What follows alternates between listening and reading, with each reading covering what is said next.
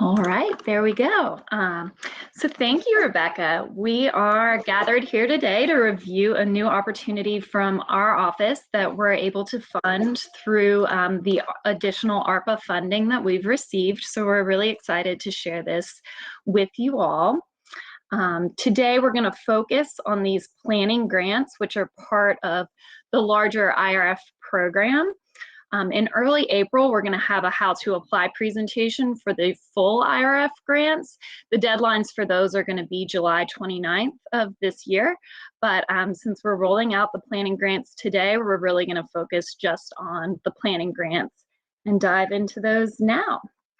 As Rebecca mentioned, first things first, please stay muted during the presentation. And if you have any questions, you can put those in the chat and we'll get to them at the end. So here's an overview of what we're going to get into today. We'll discuss the ARPA and IRF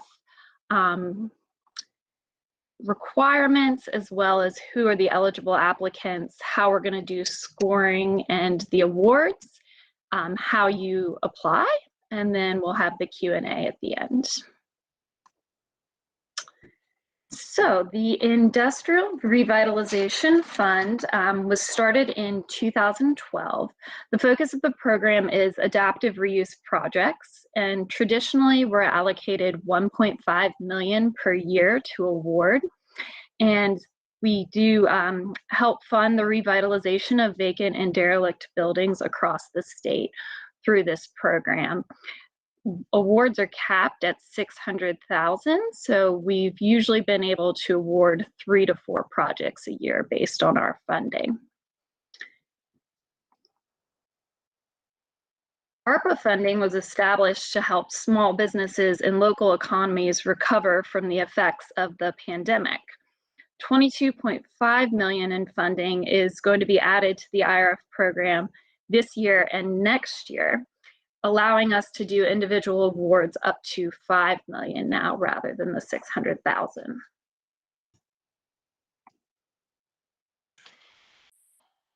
IRF has been one of our very successful programs, and we put a focus on the economic impact of these renovation projects.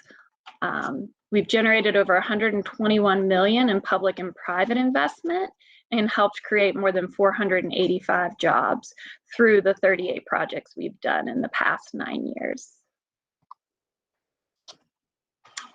We're looking for shovel-ready projects that will help spark additional private investment and job creation. So that's really a big priority as we're reviewing applications each year through the IRF program. The intent of the IRF Planning Grants is to help bolster early stage projects that will then apply for full IRF funding later in the year.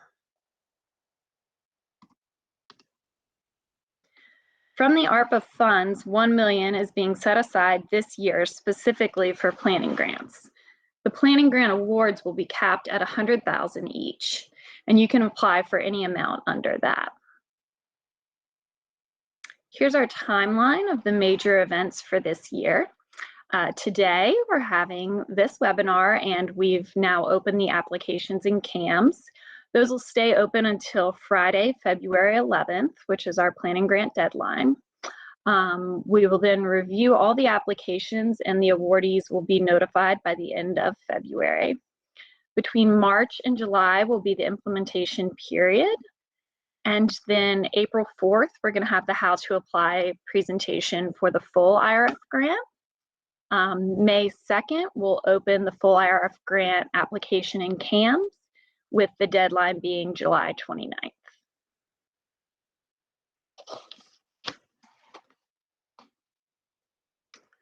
What types of properties are eligible for the IRF program and these planning grants? The properties must be both vacant and deteriorated.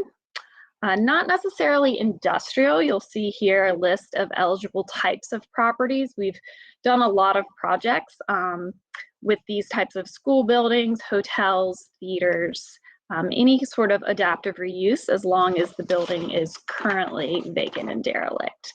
The end use does have to be at least 30% commercial. You'll see here in the bottom right-hand corner.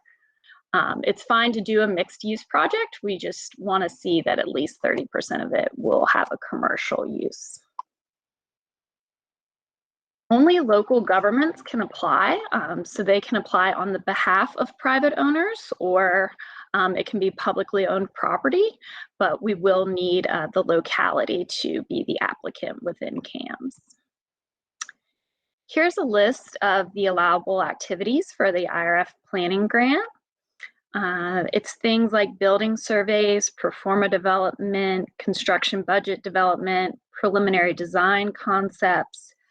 These are the types of documents that we like to see as we're reviewing the full IRF applications later in the year. So we're really hoping that if you've got a project that doesn't have some of these studies done yet, and it's going to help your application later in the year, then you're going ahead and taking care of it this spring with the planning grant.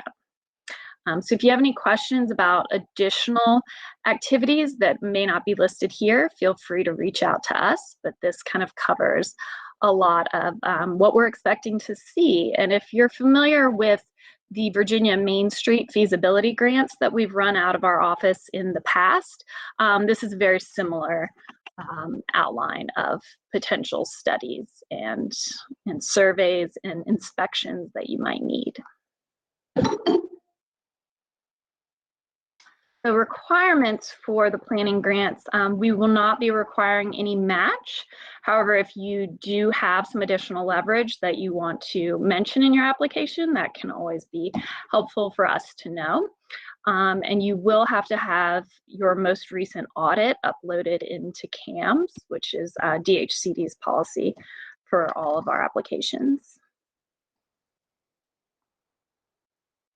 This is how we'll be scoring each of the applications. You'll have to meet at least a 70-point threshold to be considered. 15% of the total score will be the project's relationship to IRF and ARPA goals. 30% is likelihood of your project getting done. 25% is impact of the building on the surrounding area. 20% is your project's readiness and team capacity. And 10% is a realistic work plan. If your project is awarded, then we will be in touch and negotiate an MOU that we'll have in place, and then we'll require a final report to be submitted by the end of the implementation period. So now we're going to dive into the specifics of the application. As I mentioned, the applicant will have to be the locality.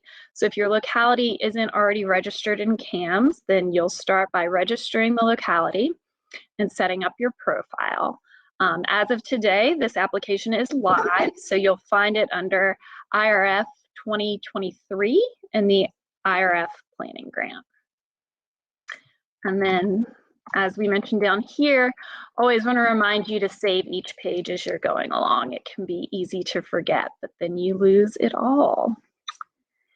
So in CAMS, there's going to be 5 tabs, and you'll need to complete each. The first asks for some basic project information, point of contact, location, things like that. Tab number 2 is project budget, where we ask you to include all the line items for any tasks that will be funded through the IRF Planning Grant. Number 3 are our narrative questions, which we'll dive into here in a minute. There's 6 questions you'll be answering there. 4 is a tab to include any attachments. There's certain attachments we require, and then there'll be space where you can attach any additional information. So the narrative questions. First, we ask you to confirm if your project is in a qualified census tract. If you follow this link that lists all the QCTs, ARPA funding is interested in knowing if you're in a QCT, so we ask that. If not, then we want you to provide the distress score, which is included in the IRF planning guidelines as Exhibit A.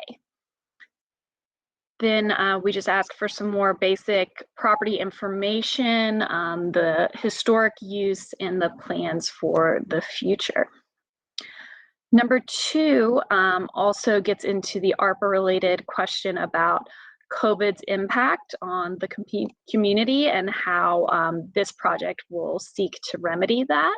So any details you can give us about the proposed future use of the project and how that's going to help impact what COVID's recent effects have been on the area. Number 3, we're looking to also just understand in general how the project will be catalytic for the community. Number 4 asks you to discuss who the current property owners are and what their involvement will be in the project. Number 5, briefly describe who from your team is going to be working on the planning grant. And then number 6, discuss how the local and regional developer community is going to be engaged as part of the project. We ask you to keep these 6 questions to about 300 words total. So we want you to just give us, you know, really a great picture of what you're hoping to do, but you don't have to go on and on. So getting to the attachments, the first is the project work plan. We've provided a template in CAMS, so you'll be able to open this up as a Word document and fill it out. We want you to list every task that will be funded through the IRF Planning Grant, and then who on your team will be responsible, proposed start and end date and cost, and what the outcome of that task will be. Second attachment is your project budget, as well as a little narrative explaining how you got to those estimates. And then if you do have any leverage or match that you want to mention, you can include that here as well. We also require photographs of the property as well as a map. So that will be uploaded here. And then any additional plans or studies that help support your application. So once your application is complete in CAMS, then go ahead and submit it. And as I mentioned, by end of February, we will review all of the applications and be in touch if you will be awarded. And then we're gonna quickly get moving so that those different studies and projects can take place between March and July. So I'm going to minimize this, and Rebecca and I are your contacts if you have any questions following today's meeting. I'll go ahead and exit out of that so we can take any questions. And we did have some questions coming in the chat box. I think I have kept up with most of those, but for those of you who may not be following in the chat box, we'll go ahead and ask and answer some of those for the group. Terry asked if the presentation will be sent out. Again, we are recording and the recording will be posted. But if you would like the presentation itself, the slides, we can also send that out to the group. Yeah, well, we can post that on our website as well. And Todd asked, if someone gets a planning grant, then decides not to apply for a full-blown IRF, what, if any, consequences will there be? And again, no consequences. Part of the goal of a planning grant is to tell us before we get to an implementation grant whether or not this is a feasible project. So if you get a planning grant that tells you stop, not yet, that is a part of what we are hoping to determine with these grants. Jenny asked if we can apply for both IRF grants. That is a yes. Craig Wilson, what counts as commercial in your definition of 30% commercial use? That would be anything that is not a residential use. So even if you are looking at rental units, if that is a housing unit that is housing and not commercial for the purposes of the IRF.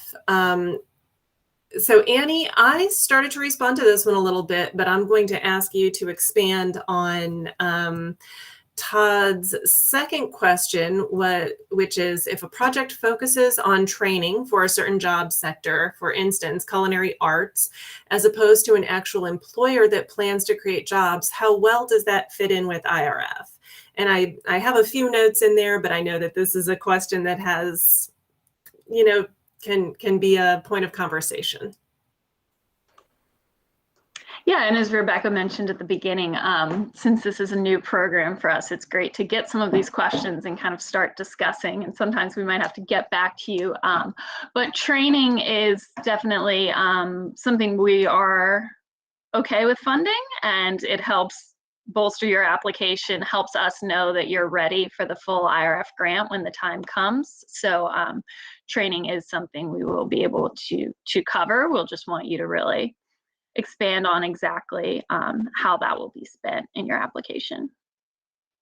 And again, that's another reason for the planning grant. If the planning grant tells you that the market that you are looking to serve needs X, Y, or Z in terms of workforce, and that this structure that you are getting the planning grant for would be, the right structure to rehab for that use, bring that market data showing that that is a market need in the locality for that kind of training, and that would be a part of the full IRF application. So the next question, Stacy asked, will this program be offered again next year, the planning grants? Stacy, at this time, we cannot guarantee that this would be offered again. Overall, the Industrial Revitalization Fund has been allocated $45 million of ARPA funding. So what this looks like next year and the following year will really be determined to some extent by what demand is this year and what shovel-ready projects there are. So depending on where we are approximately a year from now, we may be able to do a future round. But if we have allocated all of our money because we just had great projects come in, that may be where we are. So right now we are capping the planning at 1 million. And depending on what comes in, we may be able to do this again next year. It may be in 2 years that we find we're able to do another round of planning grants. But also remember, if you are in an nationally accredited state designated Main Street community, those Main Street programs, some of which are here on the call today, are able to apply for feasibility grants through Virginia Main Street. If we don't allocate all of those funds in a timely manner, we occasionally are able to open that funding up to exploring Main Street communities. So if you have questions about that pot of funds as well, you can send an email to, I believe it's mainstreet@dhcd.virginia.gov, and we can talk to you about those grants as well. Now, let's see. Next question, Annie. Expand on what kinds of current owners are eligible if it's not the locality. So any private owner is eligible as long as the property meets the requirements. We just need the locality to be the applicant. So often the locality is applying on behalf of a private owner. It's not it doesn't have to be publicly owned property. And do we allow EDAs, IDAs, PDCs potentially to be the applicant for these grants, Annie? I know for the full IRF grants, we do. I believe the language in the planning grant is that it has to be the locality. I'll follow up on that to make sure.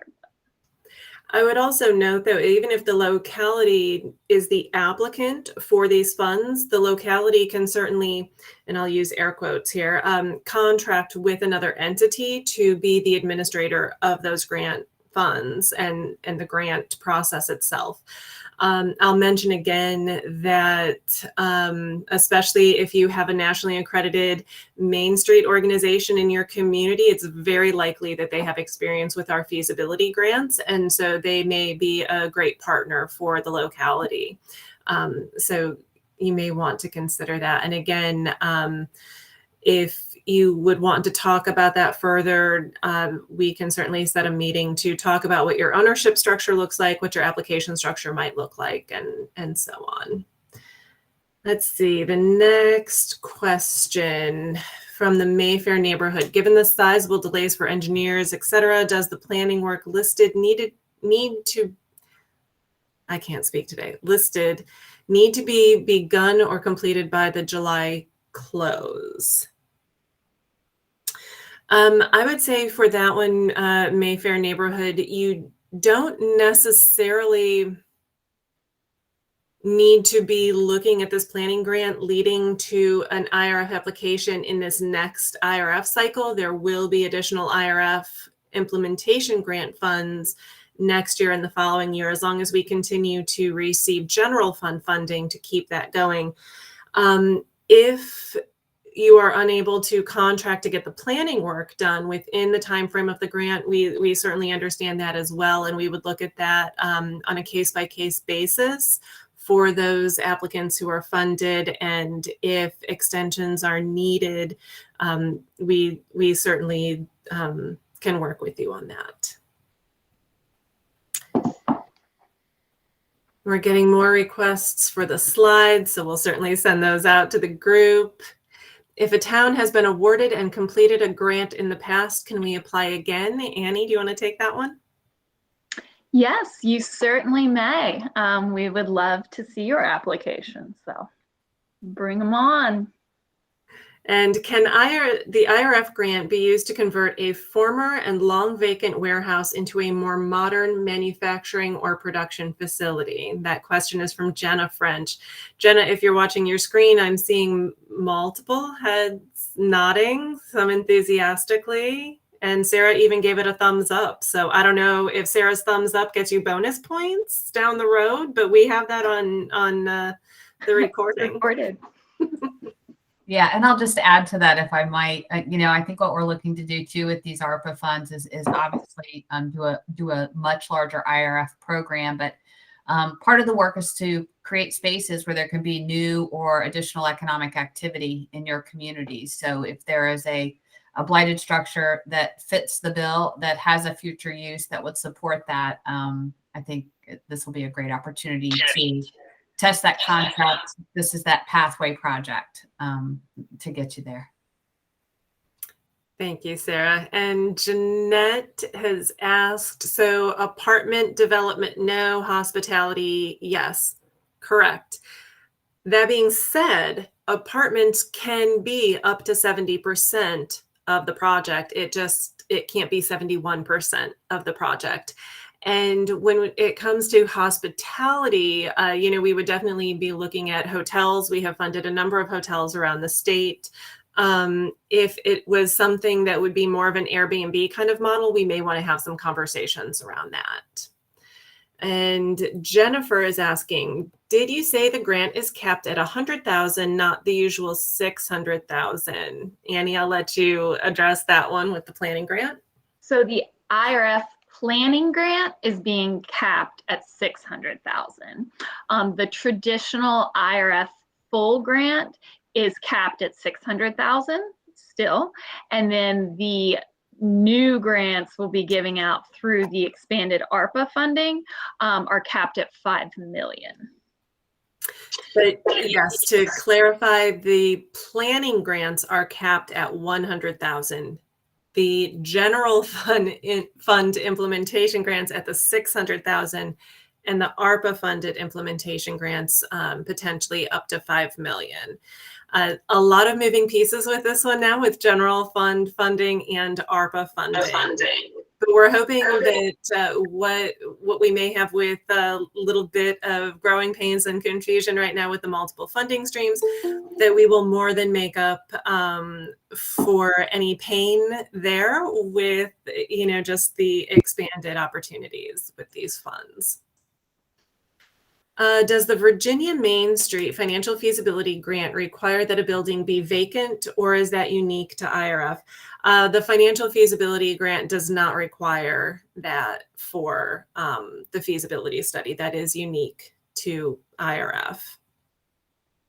And then any suggestions for how an IRF planning grant might help us to navigate high acquisition costs for vacant properties that are extremely overpriced and do not appraise for listed amounts? Annie, I'm going to kick that one to you. Well, one initial thought we had for the planning grants is that the localities can actually use them to come up with to do a survey of all potential IRF properties in the area, and then that will help them prioritize which ones might be good IRF projects. So I think taking a step back and saying, what are all our options? Which ones are just way too aren't going to happen, and then what is more realistic would be one way to start by surveying. If a property, the planning grants can be used for property appraisals. So if you getting an appraisal helps the owner come down on the asking price, then that would certainly be one way. And then market demand studies are something that we expect to see a lot of as well. So you might be able to help build your entire story by creating these different avenues of how to approach the owner by saying, here's realistically what we're going to be able to get as the ROI on the property. So this is what it's really worth.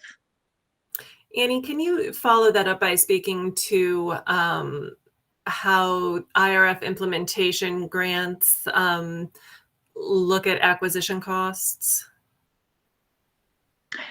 So IRF funding can go towards acquisition, but at the market rate of the acquisition price. So if the property were way overpriced, then we can only have the funding go up to what would be a reasonable asking price. But you can put IRF funding towards acquisition. And I'll reiterate too, because we have a couple other questions. Can the funds be used to purchase the derelict properties? The planning grant funds cannot. Implementation grants, as Annie was discussing, their acquisition can be included in that, but we do not use the IRF funds to 100% simply fund the acquisition of a property. So again, if there are specific instances, and this leads me to Todd's next question, as to whether or not you should meet with IRF staff to discuss specific projects, big thumbs up on that one. Always reach out to us and set a meeting. Technical assistance is a big part of what we do. So we love having those conversations with folks, and anything we can do to help you put the best possible application together, that is what we're here for. I'm gonna make sure, because I think I might have missed something. Is it beneficial to clear environmental concerns before or concurrent with applications? Do you want to talk about that, Annie, in terms of the planning grant? Yes. So when we see projects come through for the full implementation grant, we really want to see that they're shovel ready. And so often those environmental concerns could be a potential holdup. So anything you can do ahead of time to help alleviate those potential concerns on our end and really on your overall timeline would be very helpful. The full implementation grant do not go towards cannot go towards brownfield development. So Vincent Maiden has dropped this into the chat. Thank you, Vincent. that's who you're going to want to speak to. He's a partner of ours, and he can discuss brownfield with you. So that is certainly something you want to look into in advance of applying for the full IRF implementation grant. So during this planning grant stage, anything related to that could fall under the planning grant.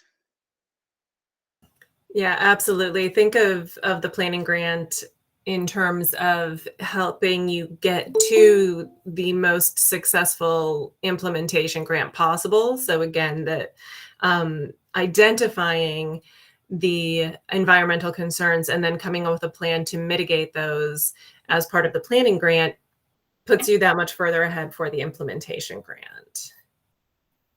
Let's see. If we have already conducted a financial feasibility study, I will assume that is the Virginia Main Street financial feasibility study on a property. Would we need to apply for an IRF planning grant? No, you don't need to apply for an IRF planning grant unless your project or your community or your district or whatever your goals are need this additional planning work in order to get ready for an IRF implementation project. Purchase derelict structures. What are the timelines for the general fund IRF implementation grant and for the ARPA funded grants? Annie, I'll hand that to you. So traditionally, the IRF full implementation grant has been done once a year with a deadline. It's on a competitive basis with a deadline once a year. And so we are planning on sticking with that once a year process for both the IRF and now the expanded funding through ARPA grants. So the deadline for those will be July 29th, 2022. So you'll apply in CAMS by July. We'll review those during the summer, and awards will be announced in the fall. And we will, in our future newsletters, announcements through the blog at virginiamainstreet.com, however you received notice of this presentation, that same communication avenue will let you know when our other grants are opening up, when our other how to apply presentations are. So we really encourage you to be in touch with staff, to follow our different channels of communication so you will get that latest and greatest information on future rounds of grants, both for IRF and our other community revitalization office, Go Virginia, and DHCD in general, programs and resources. We have a question. Can you describe this more? Discuss how the local and regional developer community, as well as property owners, will be engaged as a part of this project. So what we're looking for there, especially if this is an application where you might be asking for the full 100,000 to do survey work of your vacant properties, to do prioritization work and so on, we will want to see that the locality as the applicant is planning to work with the property owners to reach out to local regional developers to have a plan for the reuse and the rehabilitation of these properties.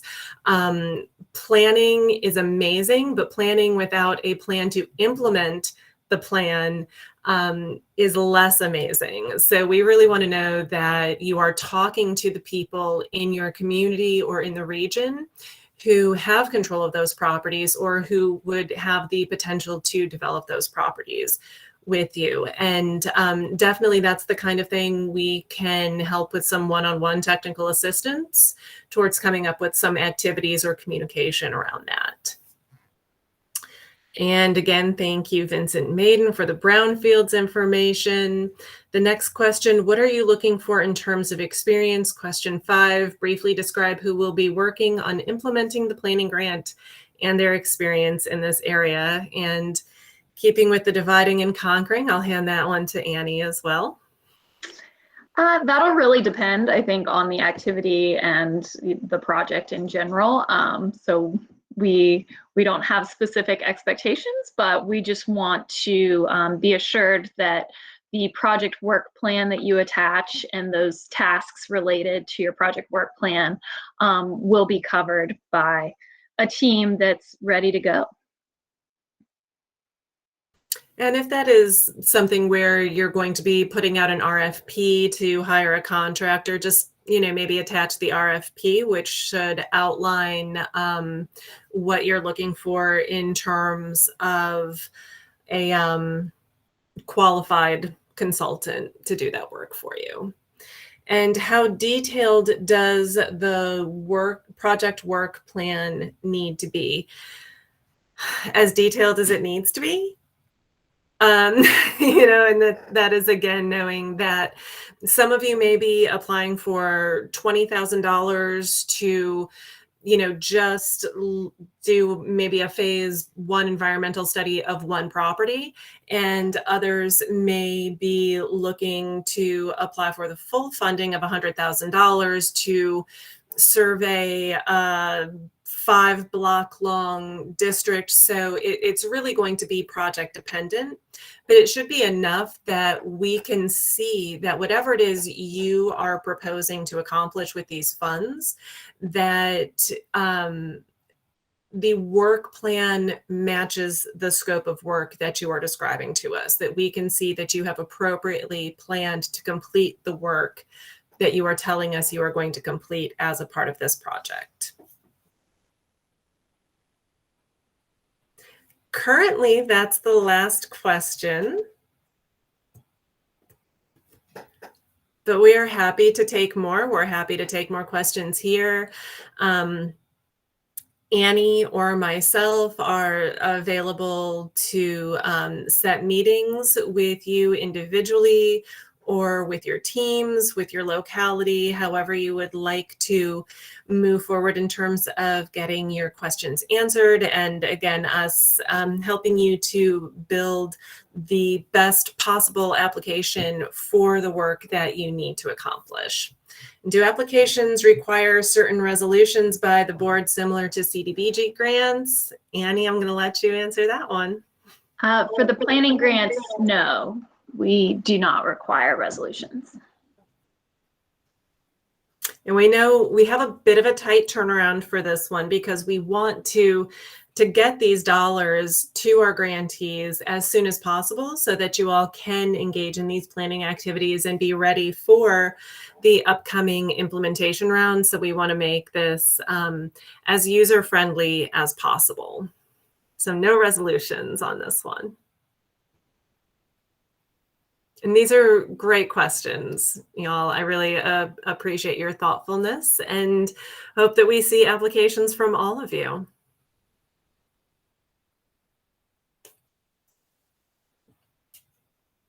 So we are happy to stick around. Feel free to ask us some more questions. And again, we will be sending out the recording to everyone who registered today. That will be on our website. It will be on the DHCD YouTube channel. And we, again, look forward to working with all of you and just let us know how we can help you put together the best application possible. Thanks, everyone.